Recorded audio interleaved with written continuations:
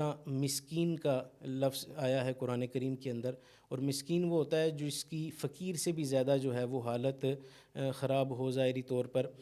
مالی طور پر۔ اور پھر اس کے بعد عاملین زکوٰۃ۔ عاملین زکوٰۃ وہ ہوتے ہیں جو سرکاری طور پر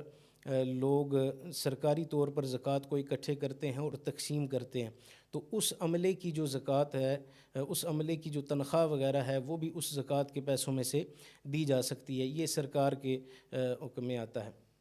اور پھر مؤلفۃ القلوب کا لفظ آیا ہے کہ لوگوں کے دلوں کو تالیف قلب کے لیے، یعنی ابتدائے اسلام کے اندر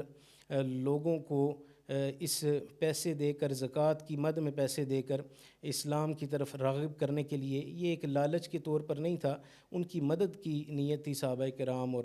دیگر ہستیوں کی، لیکن مؤلفۃ القلوب یعنی تالیف قلب کے لیے زکوٰۃ دی جا سکتی ہے۔ اسی طرح